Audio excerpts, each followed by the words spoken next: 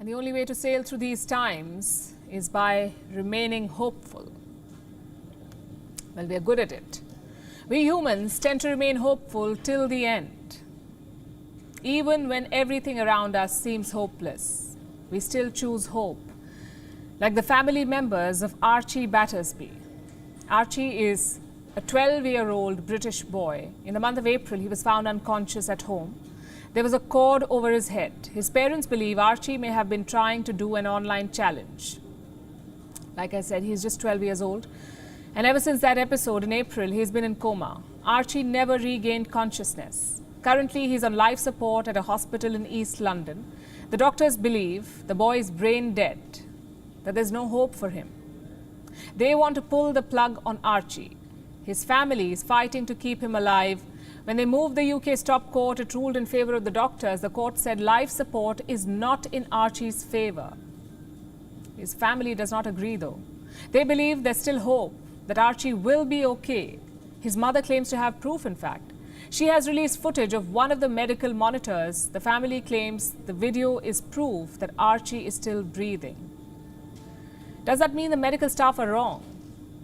It's highly unlikely. Why will a doctor not want to save a patient, and that too a 12-year-old boy?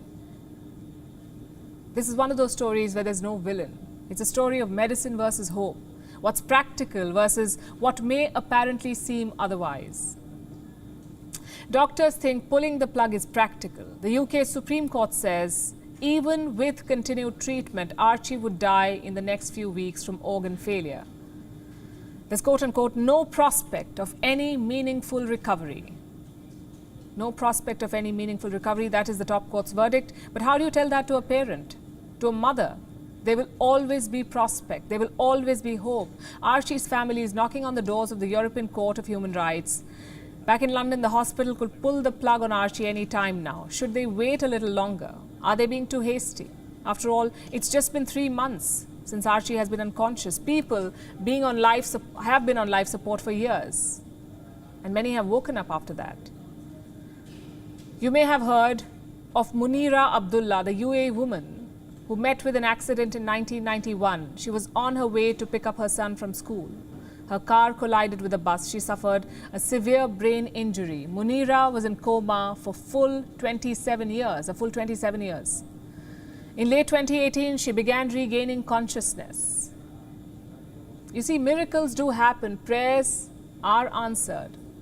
It's impossible to predict whether someone will survive a coma. Does that mean we should be allowed to write off the prospect? In 2013, an American man woke up after spending 19 years in coma, 19. In comparison, Archie has not even spent 19 months on life support. Maybe the doctors are right. Maybe in Archie's case, medicine has reached its limit. But there is always something beyond the limits of medicine, and that is hope. Maybe tomorrow there's a new technology, a new scientific breakthrough that helps Archie recover, and maybe there won't be any such miracle. But until then, what's the rush? At what point should you be allowed to decide that's it? At what point? Should humans be allowed to pull the plug? Never, says Archie's mother. I promised Arch, the same with his dad, that we will fight till the bitter end, and that's exactly what we're going to do. We're going to fight for the right for my son to live.